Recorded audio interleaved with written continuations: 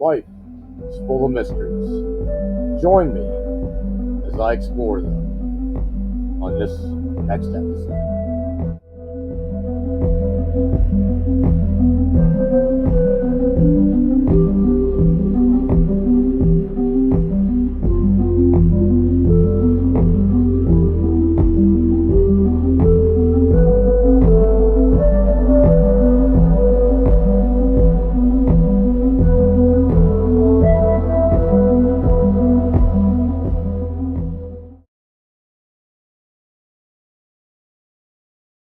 Guys, welcome back to the channel. This episode is going to be called The Letter, the Stella Williamson story.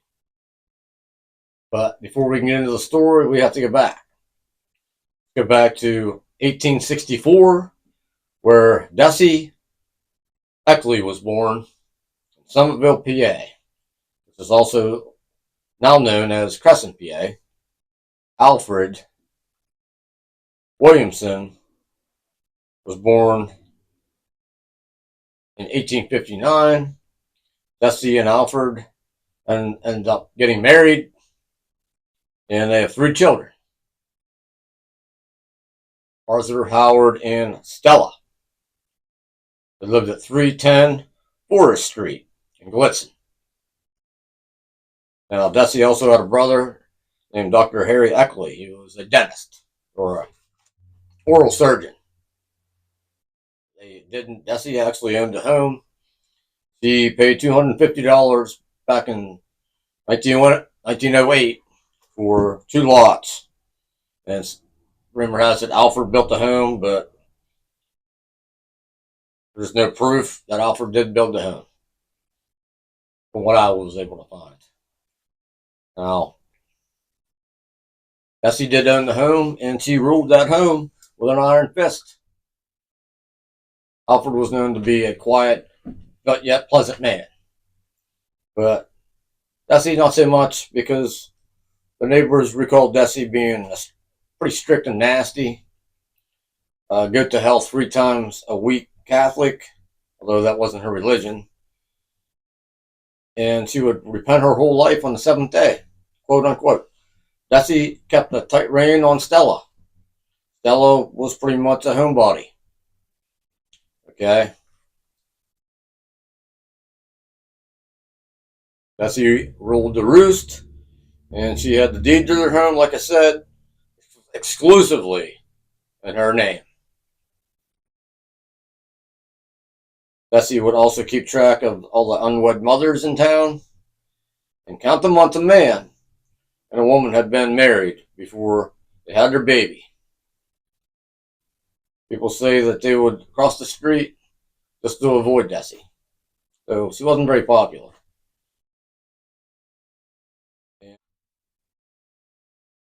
Stella was born January 4th, 1904 in the Williamson home. I think that's why people believe she was a midwife, because she was born in the home where she pretty much spent her whole life at 310 Forest Street, Blitzen, Pennsylvania. Now, Stella was a quiet, heavy-set, tall spinster. A spinster is an unwed woman. She never married. Part of the reason why she never married, from what we believe, is because Bessie told Stella that this house at 310 Forest Street is yours as long as you don't marry. I can see why Bessie wasn't very popular. You know, that's my take on that. Yeah. And Stella obviously wanted the house, because she didn't. She had an opportunity to get married, and she turned the man down. So I think her mom influenced her a lot. That's for sure. Okay, now, excuse me. In 1975, Stella's diabetes took her leg. She loved kids. She would sit on her sun porch and wait for those kids to pass by, and just so she could tap on the window and say hello and give them some candy and cookies and try to interact with them. She was a pretty lonely woman. She didn't have kids, but she had that home. She wasn't married, but she had her independence, and she could sit on her porch, her sun porch, all day and do whatever she wanted. For the most part, having only one leg, I guess that would limit your mobility. That's for sure. She would spend her days just sitting on that sun porch, watching children and trying to interact with them. Now, Stella had a boarder named Guy Schrack. A guy was a pretty elderly man, but he would take Stella in her wheelchair and wheel her to church, like right down the street. He would take her to little places nearby, and he was like Stella's best friend, I guess you could say. Okay, and he lived in residence for a long time, very long time. Okay, guys, Stella Williamson passed away at Altoona Hospital, August 26th of 1980. She's battling an illness in isolation along with diabetes. Stella didn't have any family. She outlived her siblings, and obviously her parents, and obviously she didn't have any children. Remember, she never married or had children. A guy Schrack, her boarder, which has been living with Stella for the last 35 years, according to sources. Another source said that he moved in 1964. But regardless, he lived with Stella for quite a long time. And after Stella's funeral and burial, which, by the way, not too many people showed up for the funeral. There was only a few bouquets of flowers. At the funeral, there was only a handful of people, maybe 10. And after 3 days after she passed away, like I said, the funeral, the burial took place. The frail 80-year-old man with white hair decided it was time to go through the belongings. And as he did, he stumbled onto an envelope. Guy Schrack stumbled on an envelope, and it stated, "To be opened after my burial." In the envelope was a 2-page handwritten letter dated 1960. And this is the contents of the letter as far as what's been released to the public. Okay? "Today I started to bleed and I want to make things right. If anything should happen to me, in the attic in an old trunk you will find babies I had with Howard Victor Dross, 30 years or more. How I got away with it, I don't know, but I did. So I don't want anyone else to be blamed for something they know nothing about. This is one reason I could never marry anyone else. I have lived a good life since, so as God is my judge, this is the truth. Please forgive me if you can. He never wanted me, only something to play with, and I was a fool in his hands." And in the letter, it stated that there was 5 babies in a chest in the attic. In this dusty attic in the corner were the remains of these 5 babies. Now, also mentions in the letter that, before we get too far into this, mentions in the letter that Howard Victor Dross, D-R-A-S-S, was the father of those 5 babies. And it is believed that the reason why those babies were killed, supposedly by Stella, was because Howard Dross never loved Stella. He simply used her for his own pleasure. And out of revenge, Stella killed these babies. Now, a lot of people don't believe that's 100% the truth. They think that Desi had a lot to do with those babies. Now, remember her being first nasty and always knowing how long people have been together or married before they have a baby.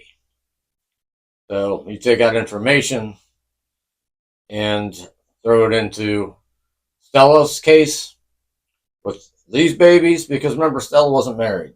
So that would bring a lot of shame to the Williamson family. There's no proof that Desi was involved in the murders of these 5 babies. Now, we can only theorize that she was involved. I personally believe that she had something to do with it, but there's absolutely no way to prove that, considering everybody has been deceased for a very long time, and it pretty much is what it is.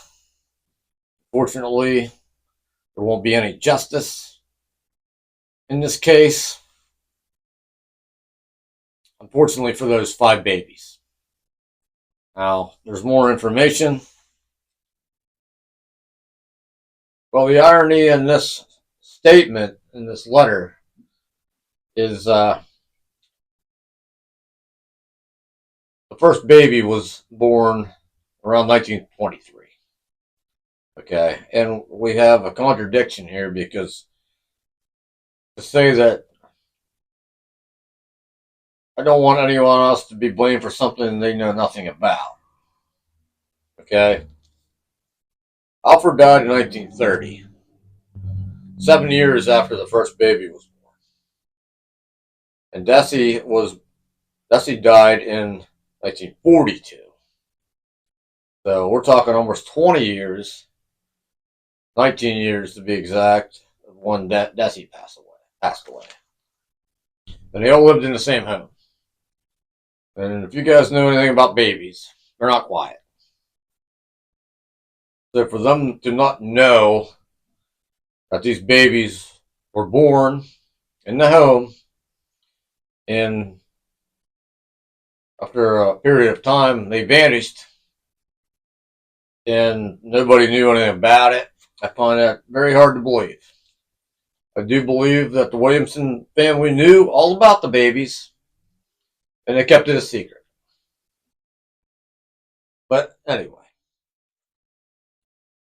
now, after the police were called to come look at these 4 babies, look at these 5 babies, the police were called to look at these 5 babies in this chest. 4 men showed up, and they climbed 3 flights of stairs into a dusty attic. In the corner, all alone, was an unlocked chest covered in years' worth of dust. Police opened the chest and discovered the remains of 5 babies wrapped in newspaper. From what we understand, Stella would have her first child at around 18 to 19 years of age. Her 5 babies would span roughly a decade. First paper was in 1923, and the last paper was 1933. So we have 10 years there where these 5 babies were born and murdered. I feel bad for those 5 babies and how this whole thing turned about. It's not a Hollywood ending, that's for sure.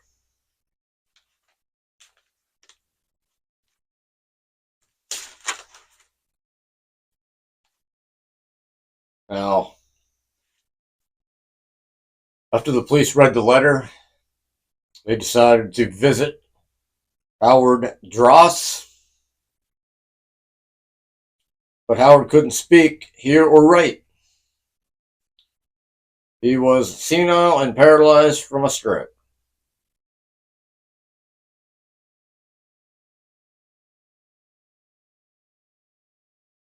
He passed away 2 months after the babies were discovered.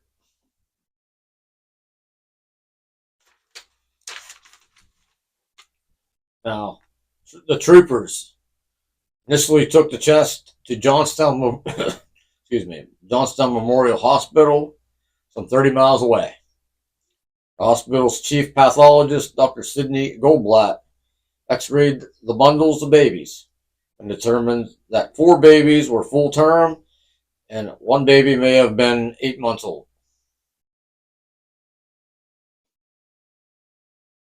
Then the 5 babies were sent to Philadelphia to be examined by an anthropologist and a forensic pathologist from Philly.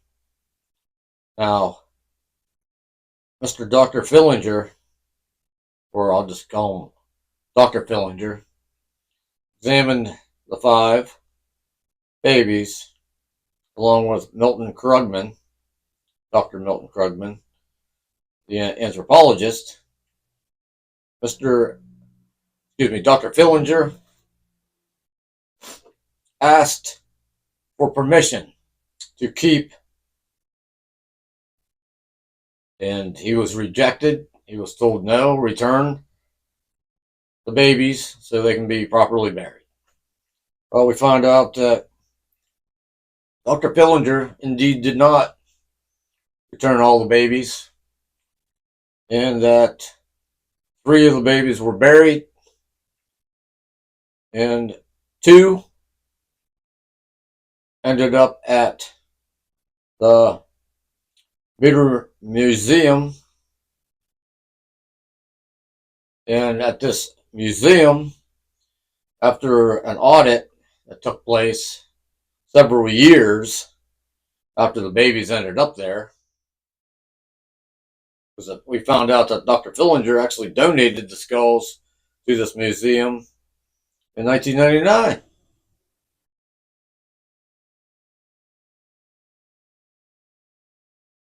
But after an audit of the museum, they discovered that they had 2 skulls remaining from these 5 that were sent to, like I said, Dr. Fillinger and Milton Krugman. So Dr. Fillinger really did a disservice to these babies, and these babies were no longer together. They needed to be reunited. So, Jeff Lees, the coroner out of Cambria County, where the other 3 babies were buried, sent a deputy coroner to retrieve the skulls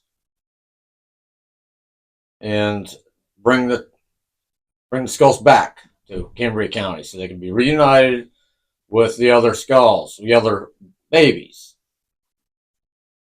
Now, it gets even more disheartening because, first of all, when Jeff Lees, the coroner, gets the babies back, they still have a noose around their neck. Let's get on to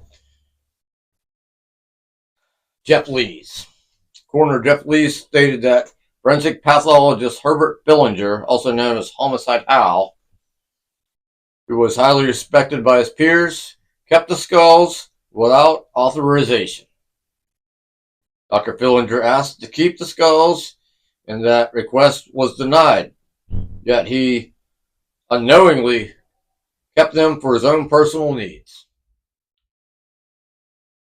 For nearly 25 years, the museum had the Williamson skulls in their possession, yet they were never displayed to the public, which is good. It took an audit to get the museum to send the skulls back to Cambria County, which Jeff Lees sent a man to retrieve them. I think he was a deputy coroner. Jeff Lee said that it disgusts me. If the pathologist was alive today, I would recommend to the district attorney to prosecute. This is the same pathologist that taught me and I looked up to, who I thought was a class act. Another note is the museum should not have accepted the mummified skulls to begin with. So, okay. So now they decide, okay, they have the babies. They want to reunite them with the other three so they can all be together. So, they go look for the other three babies. You know, they know where about that the babies are buried. So, they go and dig it out. They dig up the ground looking for these babies. And these babies cannot be found. They know where the plot is. They know where the babies are supposed to be. And these babies are not found. And there's no sign of those babies ever being buried in this location. So this is very frustrating. Which, I followed this case pretty closely. And I bought this Altoona mirror. You guys can see that. And the headline says, frustrating conclusion. No luck in search for remains. They were unable to reunite the babies. So in that location where they dug up, they took these babies' remains and they buried them in the hole. Now, where did the other three babies go? Now, there was some people saying that babies were dug up by a nefarious individual to hide something. But remember, these babies originally were buried in 1980. And according to the coroner, there was never a sign of anything ever being buried there. Okay? Now, the only thing they did find was some parts of the door. They said that back in the day they would use doors to separate graves. So there was some wood from doors, and they found some piping or some water pipes. Now, my question is, was this a case of just decomposition, or if this is a case of you just got the wrong location?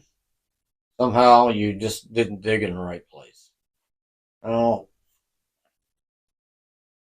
what is the answer? I don't know if we'll ever truly know, because this whole story has been nothing but heartbreaking from the get-go. But those two babies were eventually buried where they should have been buried in 1980. It only took 45 years to get them buried where they belonged. But they eventually did get buried. There was a lot of moving parts, and these babies were doomed from the get-go. From Victor Drass and Stella's interaction, relationship, all the way to babies being killed, maybe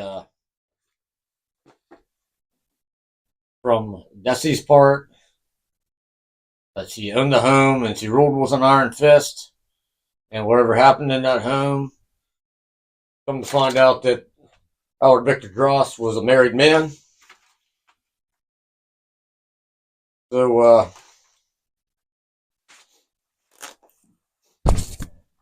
I guess I guess you couldn't marry someone that's already been married. Okay.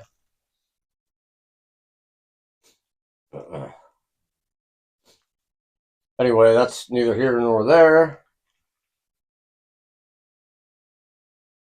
I wrote a few notes down. The cause of death of 3 of the 5 babies was strangulation.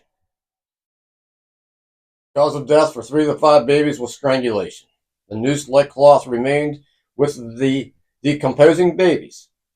The other 2 were inconclusive. Note, Stella's baby daddy was married to another woman. Another note that I have is few people were allowed to enter the home. They didn't really want people in their house unless they had boarders.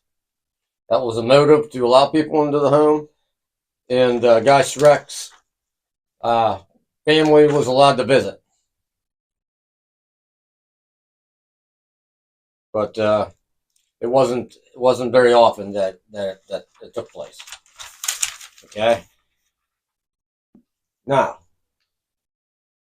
John Barron, the former coroner at the time of the original burial of the Williamson babies back in the 80s, well, 1980 in this case, noted that the problem we have here is that a 50-year-old time period between the time it happened and today, according to an article in the Pittsburgh Post-Gazette, October 11th, 1980.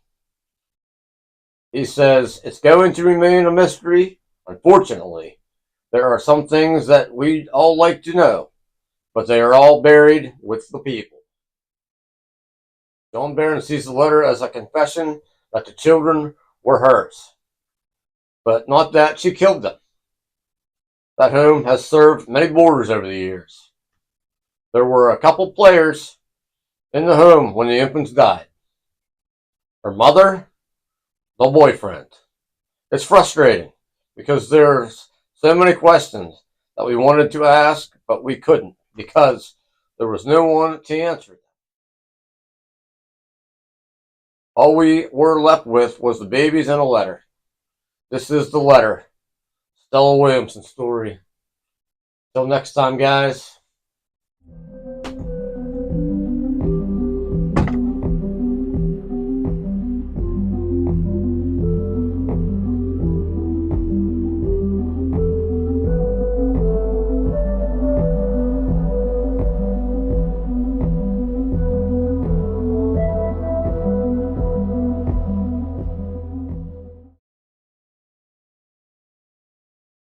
Considering that the steamer trunk in the attic wasn't even locked. So they could have opened the steamer trunk and found 5 babies.